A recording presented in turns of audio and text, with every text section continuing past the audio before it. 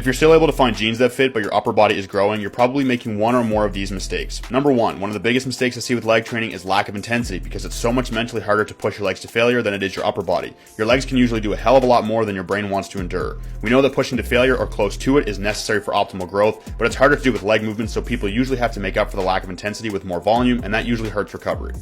2. You're still trying to grow big legs with suboptimal movements like the conventional deadlift and barbell back squat. These movements will produce some growth, but even if your leverages are good for those movements, it's more difficult to bias and push the legs to failure with them compared to, for example, hack squats or leg press and RDLs or ham curls, due to leverages, coordination demands, lack of stability, and other muscles failing before the legs can get a solid stimulus.